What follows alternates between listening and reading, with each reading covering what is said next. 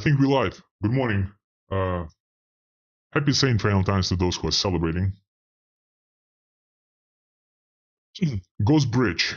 Today, it's at 96-97% safety. So the reason why the index became a little bit higher than usual is because we discovered not like a bug, but more like a mini correction to make sure that both Sepolia and Mortar show relatively accurate indices. We essentially added 69 blocks. So we essentially added the number of confirmations to both Sepolia for 69 blocks and for Mortar for 3,000 blocks, because all validators are 69 blocks behind on Sepolia and 3,000 blocks behind on Mortar, respectively. And because of that, the index on Mortar was showing nothing with max ETA at infinity, meaning like forever. But it's all fixed. And before, essentially, with the confirmations subtracted, like 69 confirmations or 3,000 confirmations on Mortar, subtracted from the index, it was not possible for the index to ever reach 100%. Right now, it is at 100, which is amazing. There was one validator in particular, I think it was this one, SAZ6, whoever that is, who was lagging behind. There was one validator behind. Everybody else was good. CAZ6 was within this 9% threshold and most likely did not get slashed. So congratulations. Thank you so much, whoever that is, for ramping your node back up. In any case, we are at 100%. That's a fucking achievement. We shall clap. Congratulations. Thank you so much. From the depth of my heart, congratulations to all the validators for making it possible. If I'm a user, I'm looking at 100% validator activity and 99% bridge stability index. I want to fucking bridge. That's great. Thank you so much again. It took us some time. I think about 3 months, right? From November, December 2025 up until today to get to this rate. And I mean, let's not draw some false expectations. We may definitely fall behind it at some point in time. But overall, as we're ramping up more and more nodes, more and more validator nodes, we shall be hopefully in the proper ballpark. So great. Lorenzo, good morning, and Mr. IDK, good morning. All right. What changed? Well, for those of you who haven't noticed yet, new ghostDAO has been launched. It has been launched on Wednesday. Engineering launch was on Tuesday, and marketing launch was on Wednesday, earlier this week, 3 days ago. We brought it all from scratch. Now, what changed specifically? First things first, the circulating supply is very tight. It's just 100. Just 100 e-ghosts. Now, the reason why it's 108 is because the bond has been introduced and somebody bought the bond. Somebody only purchased up to 8 Caspers, e-Caspers so far. Now, the reason for such a low circulating supply is there are a couple of very interesting conclusions coming out from it. The first thing is we started with 10,000 e-ghosts before, and that was a essentially $10,000 donation to the DEX and $10,000 donation to the Treasury. So overall, a $20,000 donation. And of course, that would bug many of us because with $20,000 donations, what happens is you have to be very, very careful with how to launch, right? Because if it's $20,000, dollars, right? Like something can go wrong and we have to relaunch, and that's an actual donation. Like it's impossible to get it back. Like it. But what we discovered was that a very, very tiny amount of money, still relatively high, but tiny, say $5,000 or $10,000, and you would be able to get a significant amount of e-ghosts. And of course, you'll be able to get it ahead of everybody else. And you would absolutely mess up the whole thing. Now, the only way for us to battle with that would be to go ahead and raise the APY. Currently, the APY is 62. The rebase is ready, so if somebody needs to stake or just trigger the rebase, and the APY will go to 69%. So the only way for us to battle that whole situation, if we launch with 10,000 e-ghosts, is to significantly accelerate the APY. And we're going to start covering the OlympusDAO insights later today. And you guys will hopefully start understanding in more detail, and us included, all of us shall be understand this in more detail about how the APY is really impacting the economic policy, the monetary policy of GHOST DAO. But if the APY is just at 69%, which is actually quite tiny, and we could definitely do better, we can definitely do higher, and we shall potentially do higher, that's still up for consideration.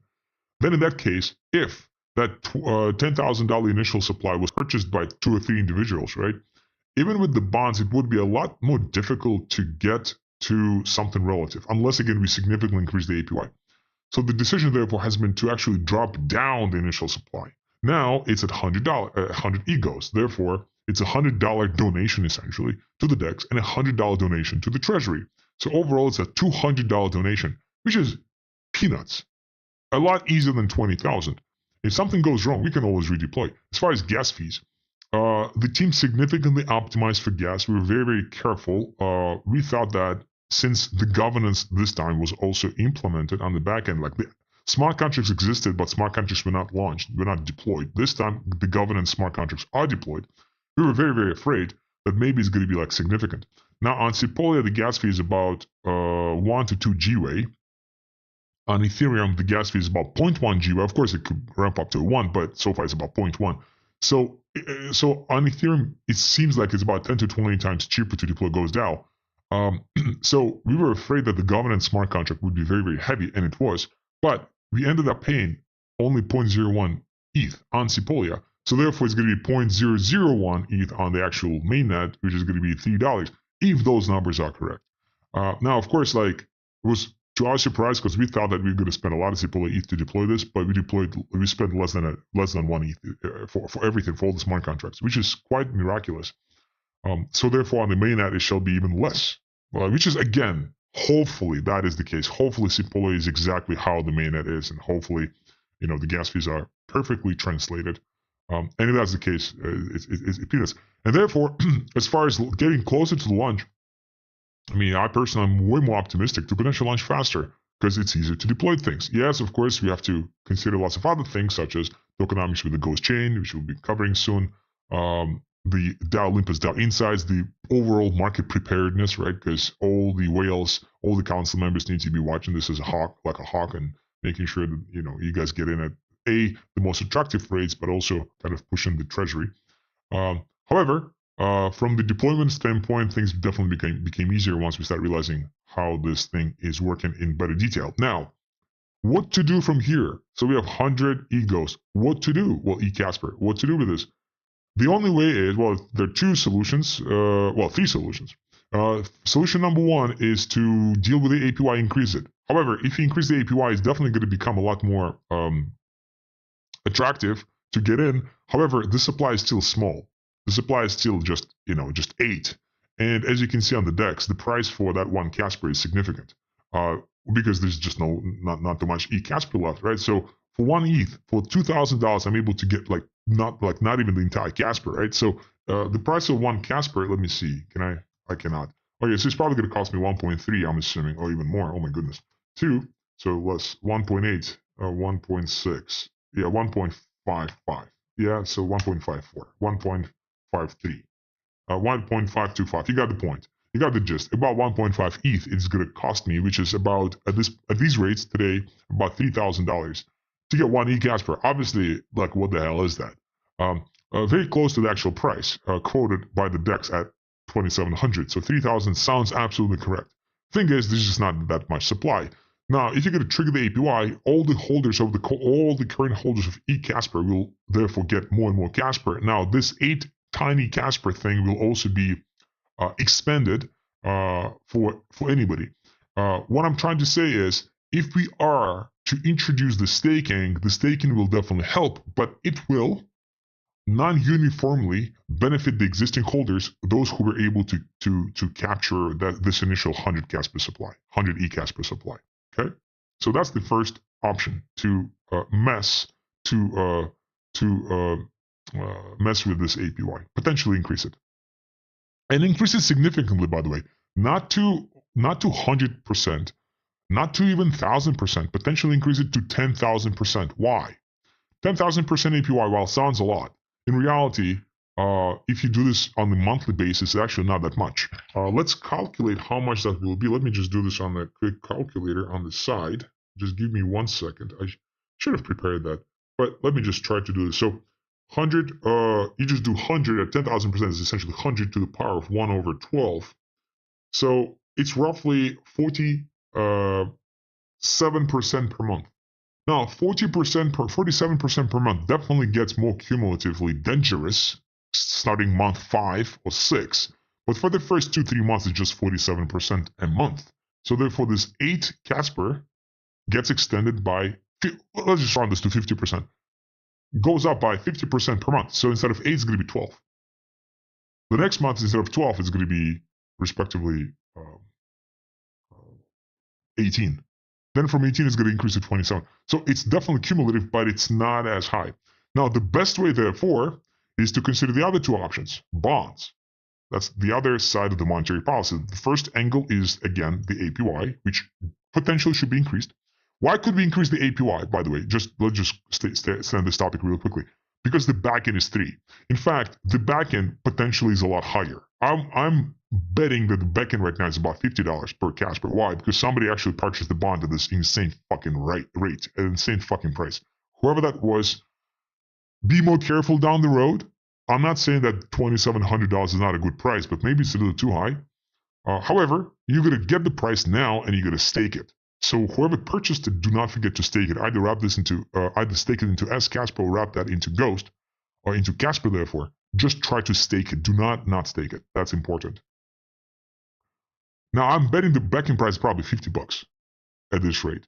Therefore, we can increase the APY because the APY will be increasing the supply of Casper up until the backing drops down to $1.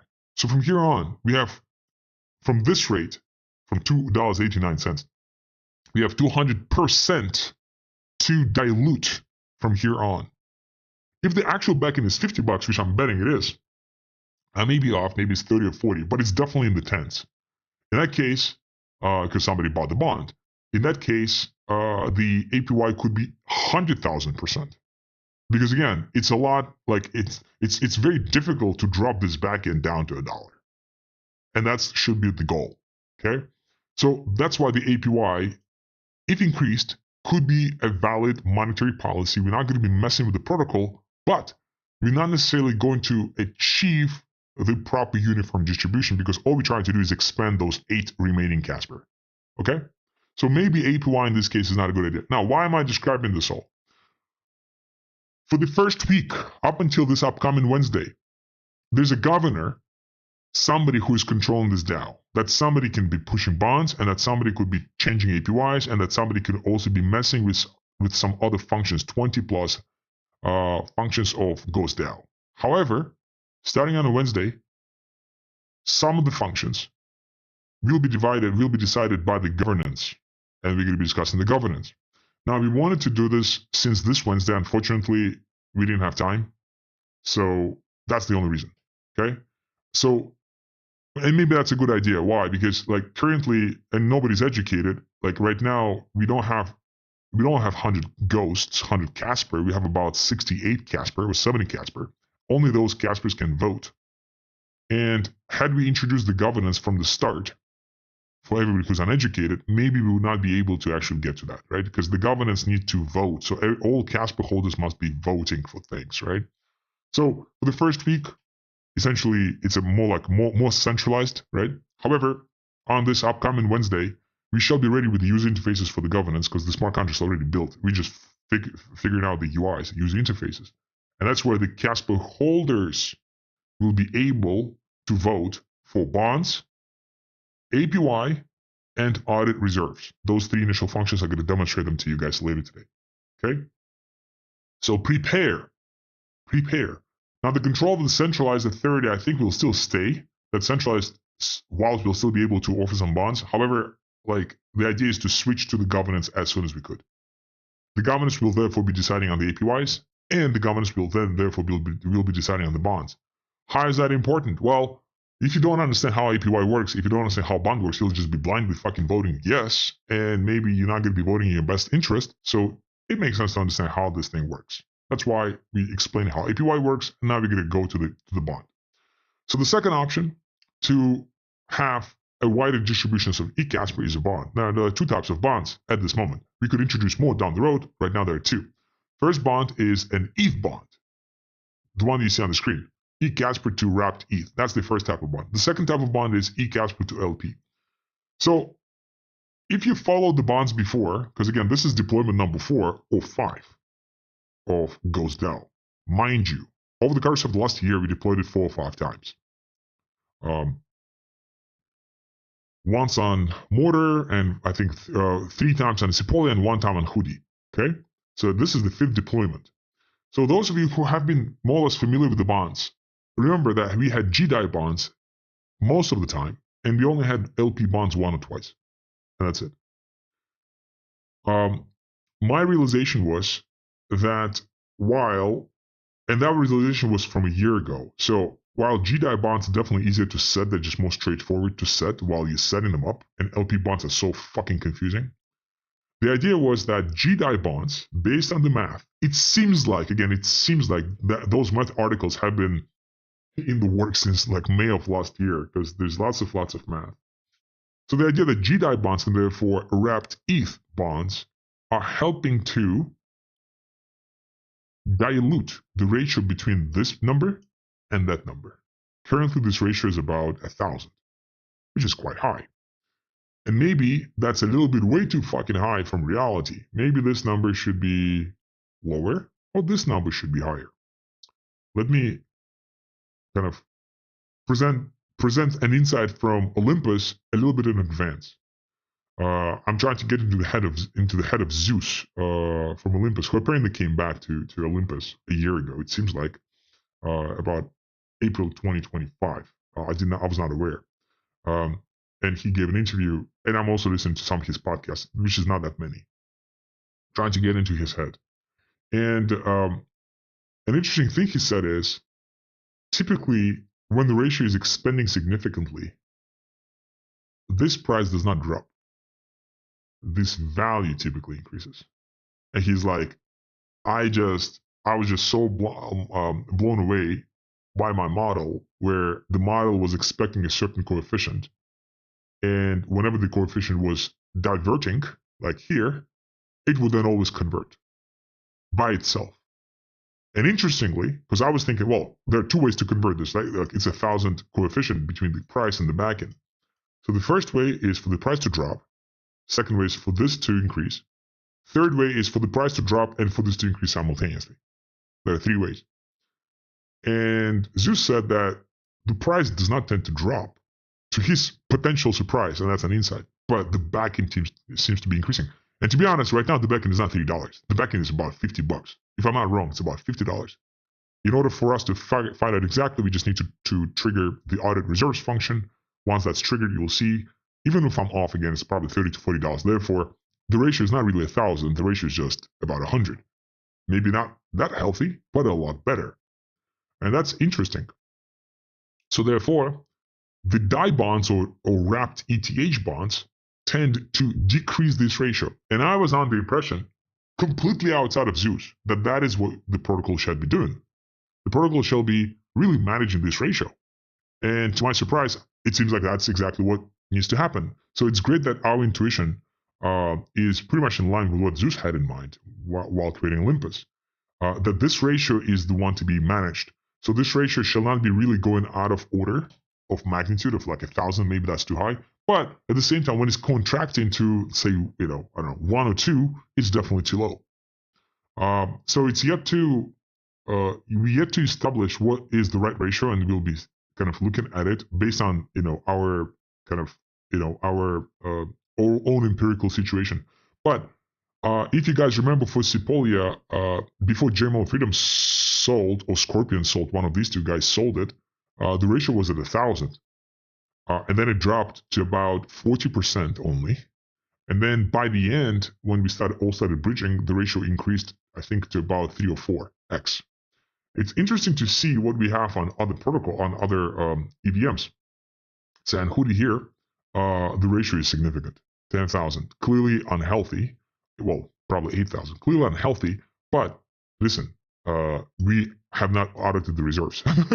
So maybe the reserves will be a lot higher. I would say Mortar is potentially like a better example because we didn't really have bonds. Now the backend dropped from 3 down to 1.68 for two reasons. First of all, the APY, and secondly, the price of ETC went down. But the ratio here is about, I would say, like about 40, and maybe less, maybe 35. And this is actually a pretty healthy ratio here. That's Mortar. And we didn't really do bonds. I don't think we did a single bond on Mortar so far. So this is something to look at. This is something to really look at. So this is healthy. It seems like that's healthy. Okay, cool. So GDAO bonds, wrapped ETH bonds, shall be used for us to minimize this ratio. And maybe that's why this bond is done. But that's not correct.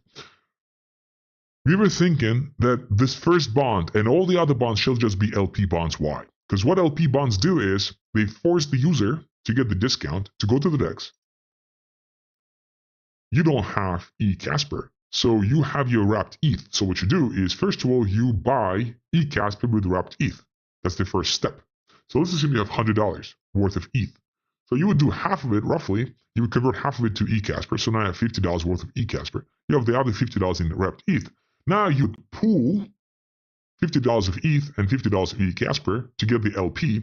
Once you have the LP, then you go to the bond, you contribute your LP, and you get e-Ghost e-Casper at a discount. That's the math. Now, why is that good for the protocol? Well, that's good for the protocol because guess what?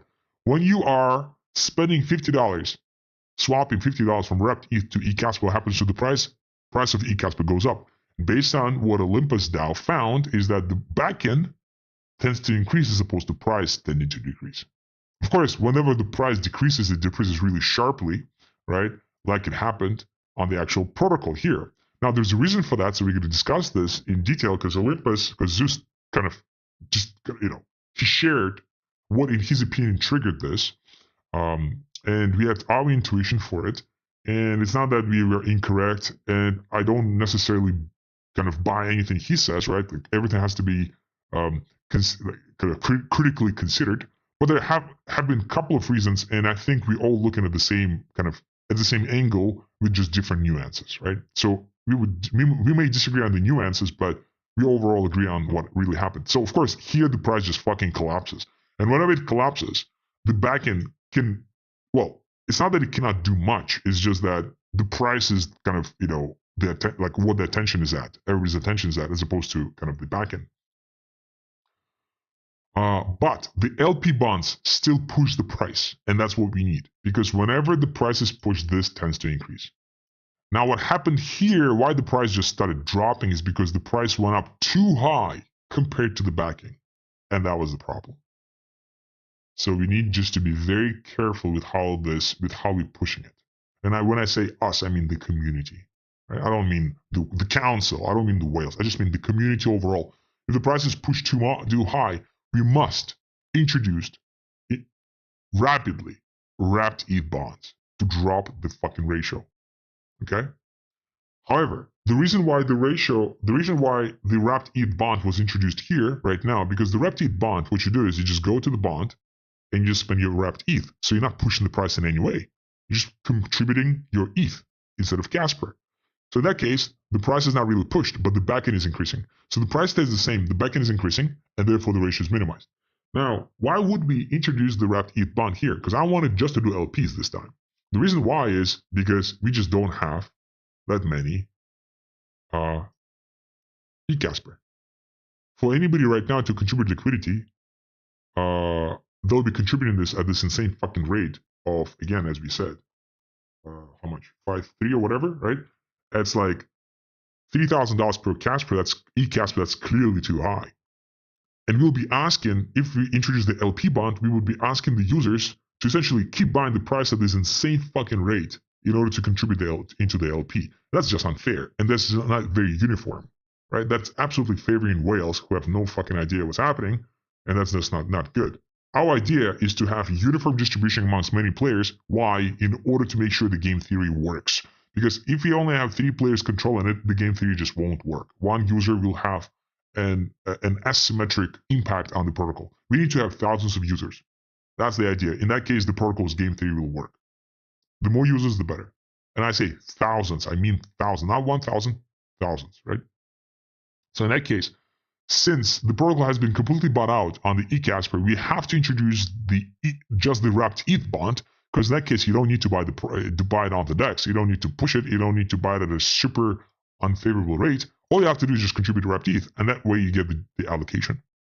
Now, of course, currently the price is too fucking high, again, because the market price is 2,700, the bond price is 4,300, there's no discount. The discount is negative. Be careful with that, right? So it's a negative discount. Don't buy it. Well, I mean, if you want to go, but like, that's not a discount. Discount shall be green. Once it's green, go for it. Now, mind you that it's a Dutch auction. The bond will expire in just 2 days. Typically, it was a 7-day thing, but given the fact that we're launching the governance on a Wednesday, we adjust the deadline to just 3 days. So it's probably going to what's this called? It's probably going to finalize in about 2 or 3 days, 2.5 days. So probably Sunday or Monday. So watch the discount. Now, of course, every single purchase pushes it up. We finally went to the green territory on the discount and somebody fucking pushed it. So again, that's what the market wants. Now, one of the insights from Olympus specifically here was interesting. He's like, listen, the bond is here to determine the fair market price. Fair market price includes the current price plus all the other dividends in a form of APY. Now, he didn't say that, but I'm just kind of translating it. Now, the dividends are in terms of APY, right? Because even if you buy this insane freaking rate, you can start staking it. And while it may sound, oh, this is too high of a price, well, yeah, sure, maybe it's 100x. But with the APY, especially if expected APY is not 69%, but say 1,000%, maybe it's not such a shitty buy. Maybe it's a great buy, actually.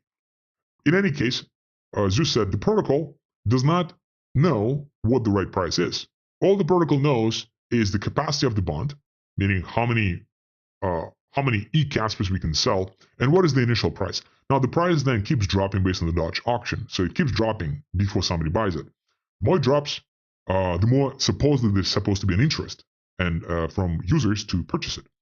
And therefore, the bond also serves, and that is an interesting idea, serves as the price discovery for e-Casper itself. So what the market is willing to pay.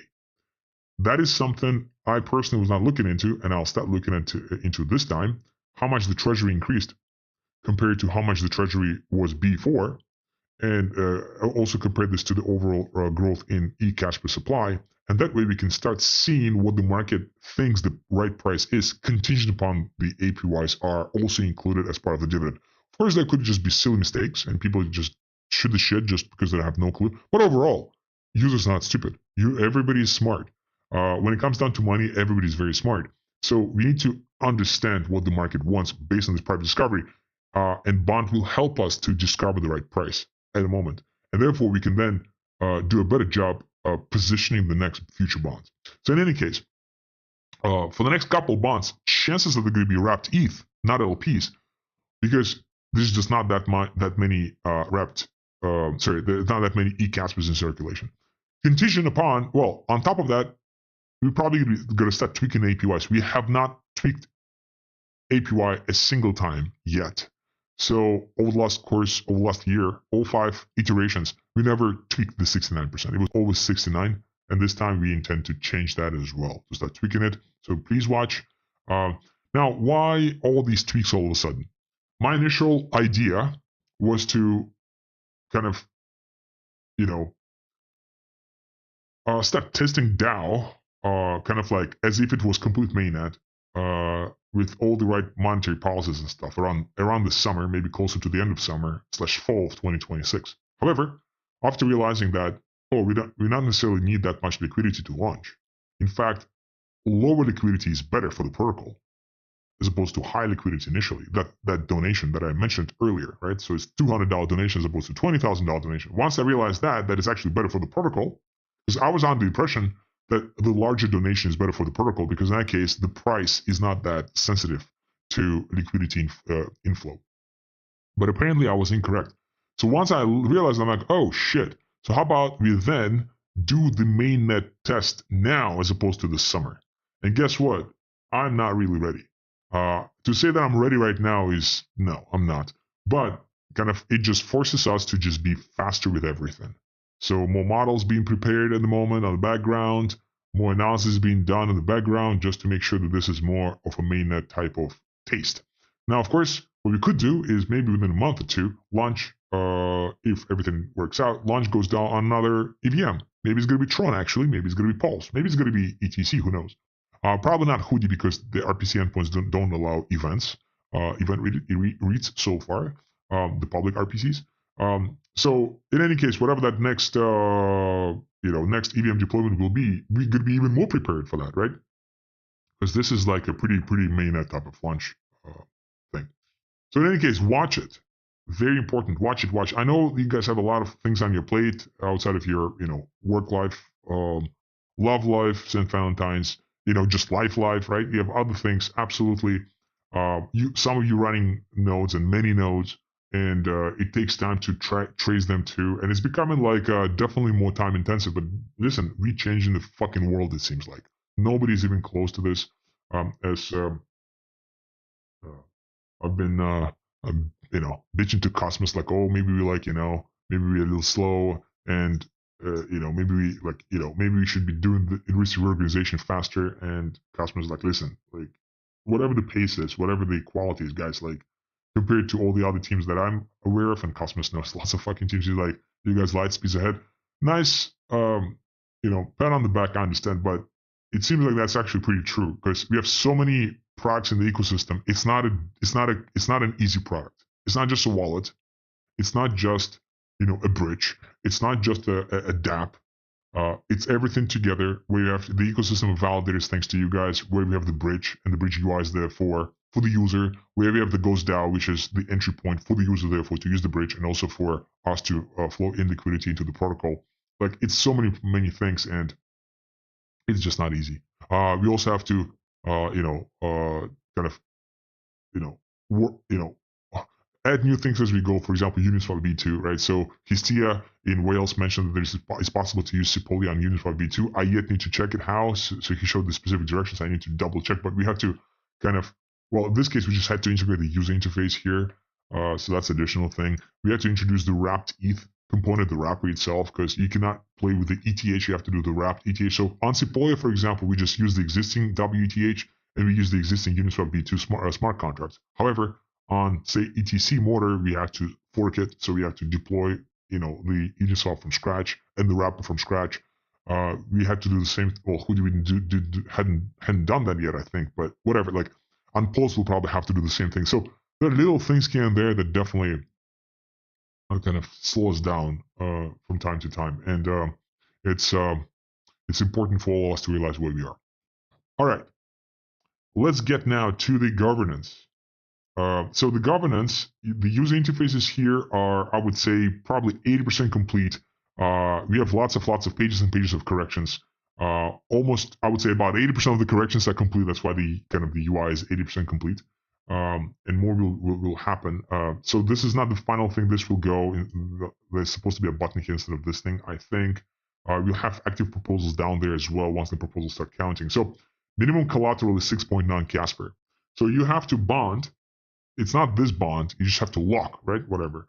6.9 Casper in order to make a proposal. Now, typically for all the other protocols such as Uniswap, Compound, etc., Aave, you have to lock significant amount of liquidity, typically percentage of the entire liquidity, which is obviously limiting a whole number of users. Now, 6.9 is very democratic, which leads me to one of the things that I'm going to be sharing with the council very soon and the whales very soon as well. Now, the minimum quorum, that is the minimum 10% of quorum. So we had to introduce this fixed thing. I don't like it, as I mentioned many times. I really don't like it. By the way, it means that what is our supply of Casper right now? Not e-Casper, but Casper, 63.9, right? So if more than half, which at this point of time is 32, Casper votes for a proposal will be instantly passed, whether the 32 Casper holder votes for or against. I don't think we have 32 Casper holders right now. And proposal count, how many proposals we have. Now, the community introduced a forum. Let me show it. Let me show it. Why am I not showing it? I probably should.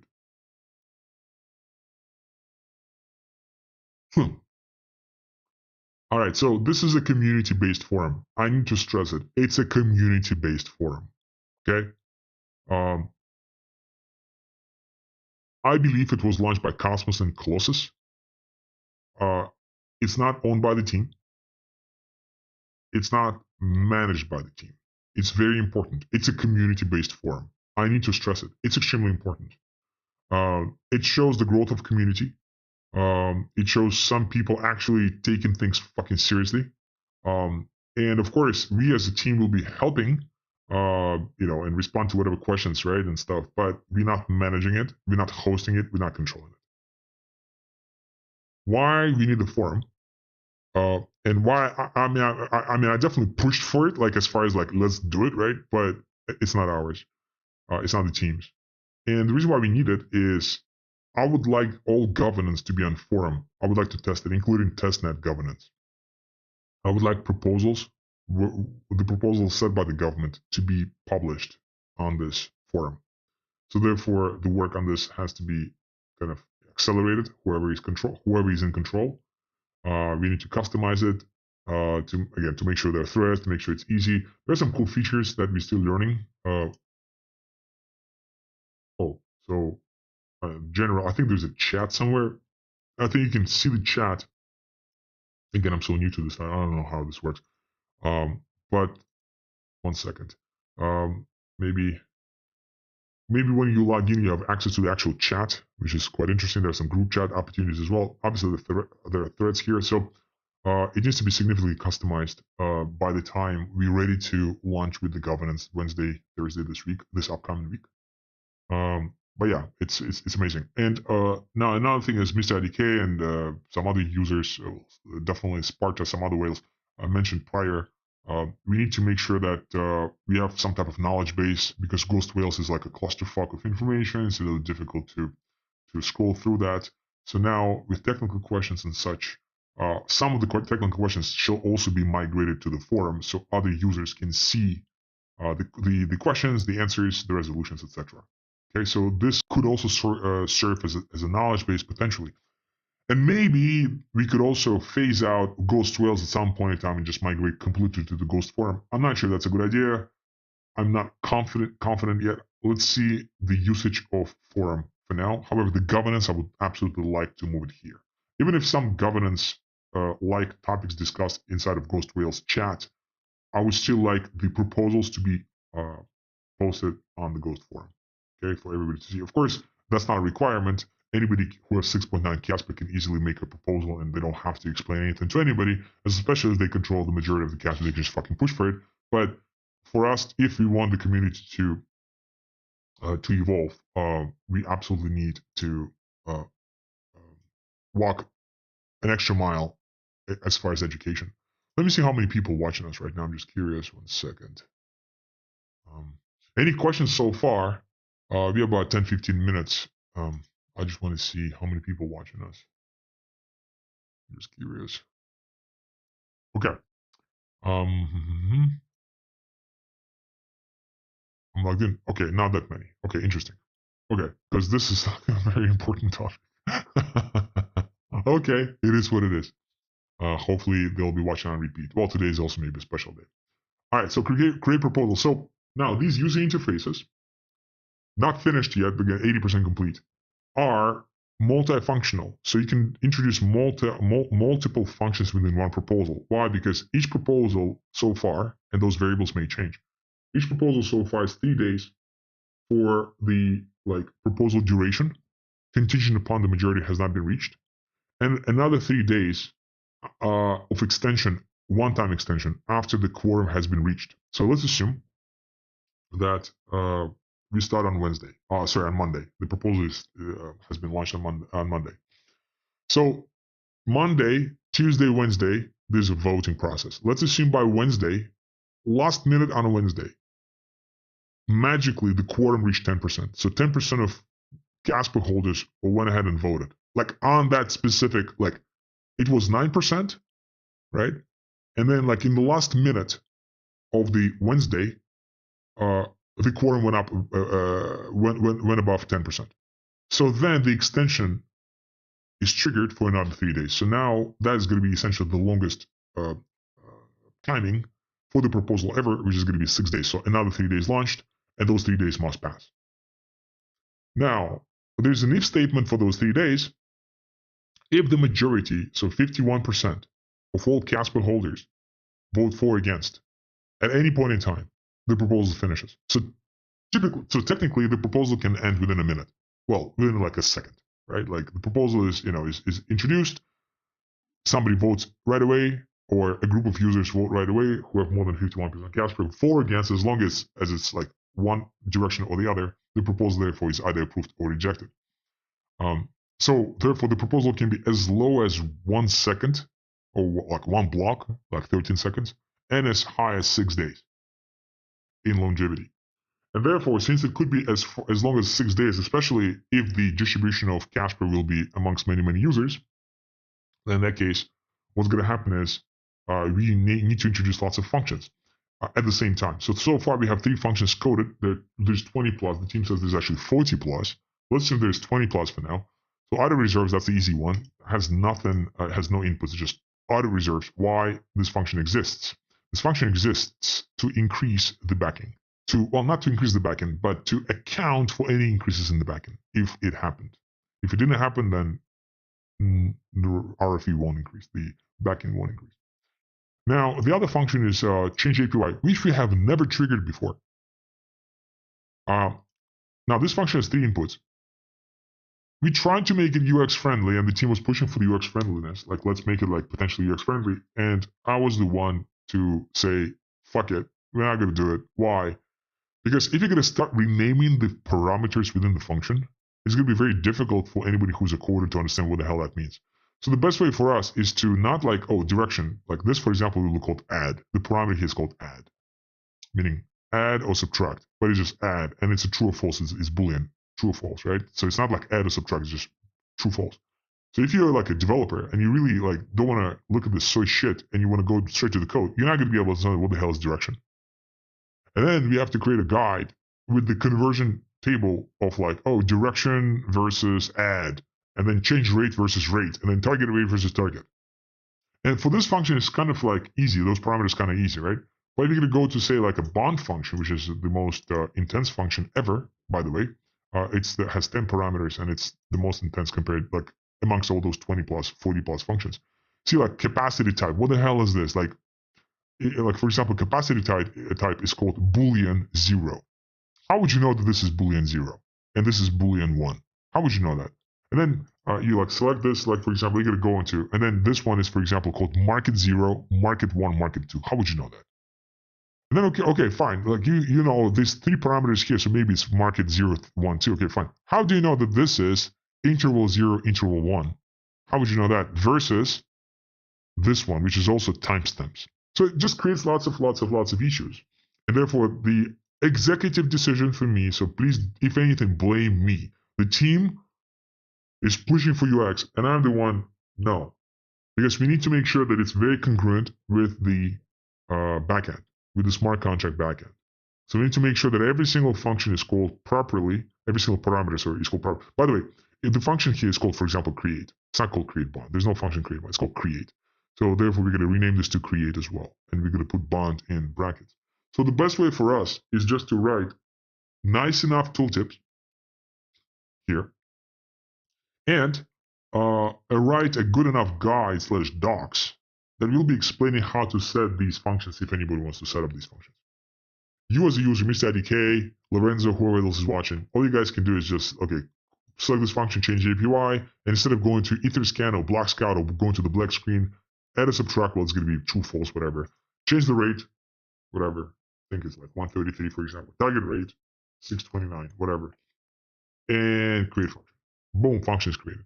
Then you can view it. Okay? Now, you cannot view the audit reserves because there's nothing to view. This is the only one of the 2 functions that has no parameters. So therefore, you cannot view it. And then similarly, if you want to create a bond, proceed, whatever, like fill all these crazy fields. Those are all like scary. I get it. So they'll have tooltips and some guides explaining it. So please allow us some time for the guides. Tooltips are in the works. Tooltips will be presented day one to the function. Boom, now you can view it as well. You can view it in a similar way. Now the team was pushing for like, oh, let's view it like in some cooler way, like let's like draw it out.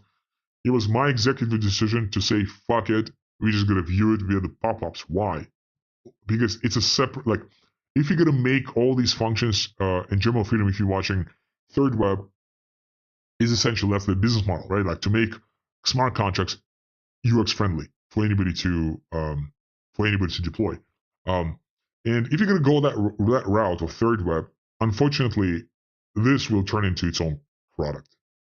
Like, and we'll spend like months and months and months trying to make it super user friendly, as opposed to just writing one guide, and then potentially improving the UX later on. Okay, so if anything, blame me personally. That's my responsibility. I just wanted to say that. In any case, once those three functions are added, submit proposal. Boom, proposal will be submitted. Coming soon, it's already connected to the chain data, whatever. Boom, so the proposal is done. And then it will be reflected on this page here. It will probably be reflected here as well, with some additional functionalities to the proposer and proposers. And then you go to the form essentially and say, hey, I just created a proposal, please vote. Okay, and everybody goes here and votes. That is the process. We should be done. That process shall be prepared by Wednesday of this week. That's why I'm saying shit is getting real. Shit is getting real. Some of you guys wanted faster launch. Well, we accelerated. Let's see if you guys can take it. Okay, because it's a community that needs to come with, like, it cannot just be like, like a zombie DApp launched and the team is the only the team members can understand how to operate with that. No, the community must understand what the hell is happening. It's a DAO project on the DAO and also on the Ghost chain. Okay. So let's see if you guys can take it. That's a challenge. I'm actually challenging you. Like, that's the whole point for like acceleration. I want to challenge the whole group, the whole community, and see what you guys can do. Okay. Now, I wanted to cover OlympusDAO insights, some of those insights, probably next week, unfortunately. But let me cover something maybe even more interesting than this. So it's definitely coming from one of the insights. So one of the insights from Olympus, I wanted to cover more. One of the insights from Olympus was liquidity. Zeus said something very interesting. Of course, some of the things he said were maybe more true back in 2021, 2022. But I'm pretty sure some of them are evergreen. He said that liquidity is one of the biggest assets a protocol could have. Think about that. Oftentimes, we are rich on a piece of paper, but we're not like liquid rich. And liquidity is an asset. And we discussed this a lot before, where we say, well, the valuation for Ghost, for example, could be like significant based on comparables. Well, for example, why we sell in seats at such a low rate? Well, because it's a discount on liquidity, right? Like, because we need liquidity, and the protocol is willing to introduce a pretty freaking high discount at this point, like 90% discount, just for that liquidity, because again, the funds will be locked from the council, the team will get liquidity, and essentially, the reason for that discount is the liquidity discount, because liquidity itself is an asset. So he said liquidity is an asset because with liquidity, you can use liquidity to then restream that liquidity into other yield-bearing protocols, yield-generating protocols. Back in the day, there were lots of farms. Most of them died out, but it was not infrequent to see the APYs from farms of 30%, 40%, 50%. It was really, really like frequent, a pretty normal occasion. So he was thinking, Zeus was thinking, okay, cool, like whatever that treasury funding that we're going to get, treasury balance, in this case, it's tiny for us. Where is it? It's just currently just $300. How about we put that $300 to work for further restaking, right? So let's assume we go to another farm or allocate this between 10, 20 other farms. Now the treasury is increasing by itself, thus the backend is also increasing by itself. That was the idea, to spread. What I learned from that insight, while it sounds pretty obvious, if liquidity is what we're trying to do, and this protocol has a lot to do with liquidity. We covered some of that liquidity angle on during the whales call, where the protocol needs to own liquidity as opposed to be renting liquidity. So we're going to cover this one more time later on later calls, later Saturday calls. But maybe the protocol needs to lock in liquidity into one location. So current mindset, current thinking is we have GHOST DAO on Sepolia, we have GHOST DAO on Hoodie, we have GHOST DAO on Mortar. So the liquidity is going to be pretty fragmented. So it's going to be fragmented. Some of it will be on Sepolia, some of it will be on Hoodie, some of it will be on Mortar, some of it will be on Ethereum mainnet, on Tron, on Pulse, etc. What if the entire liquidity is locked inside of the Ghost chain? And if the liquidity is locked inside of the Ghost chain, in that case, we could introduce the governance coming out of Ghost chain itself, as opposed to the governance on each individual DAO. So I think maybe the connection is having an issue, and maybe you guys not hearing me. I'm not sure. Maybe you do. Let me refresh. Maybe some maybe some connection issues. Okay.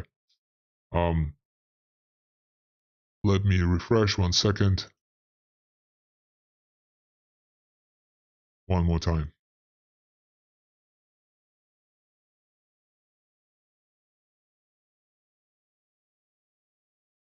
Yeah. Okay. If there have been some technical issues and connection issues, I apologize.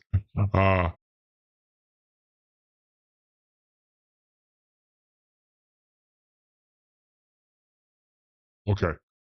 In any case, ladies and gentlemen, thank you so much. See you guys next week. Or maybe I'm coming back. Okay. So, okay, now I'm coming back. Okay. So let me just finish this thought. Very, very important thought. So on this very last thought, maybe the liquidity shall be. Oh, and Mr. K, yeah, thank you. Shall be So if the liquidity is locked inside of the Ghost chain, then the governance shall all be moved to the Ghost chain. So therefore, maybe, and that's what I've been working on last week, actually, like whenever that idea just came to our heads, is maybe the Ghost chain governance is in charge of Ghost chain governance and also of Ghost DAO governance. And we are able to technically execute that via the Exodus bridge. And that is confirmed. Now, of course, the Exodus bridge needs to be finalized, but based on the current design, it's confirmed. And if that's the case, then the right strategy for any user will be to not have, the liquidity will definitely be on each of these chains, 100%. Like we cannot just move liquidity physically out of the treasury. It's stuck in the treasury. However, since the governance decisions for Casper holders will be inside of the Ghost chain, then everybody needs to just migrate into the Ghost chain. So everybody needs to lock in their liquidity into the Ghost chain. And maybe that's a revelation, right? So if you're able to figure out this governance structure like that, that is something really, truly novel. All the governance decisions will be coming out of this one chain. Okay, quickly, let me respond to questions. We'll finish. So user said suggestion, forum option would a bond option to sign up for notifications that inform you to win a new bond or vote item has been suggested. Thoughts? So I think the forum already has the option of notifications. Cosmos told me he's been testing it, and it seems like notifications do come to your email once you register with your email address. And then user said, love the simplicity of singular governance. Yes, I kind of love it too. I absolutely love it too. All right. Clearly some internet issues, so we'll have to redo it again next week. Thank you so much. Enjoy your St. Valentine's Day. Speak to you guys next week. Bye-bye.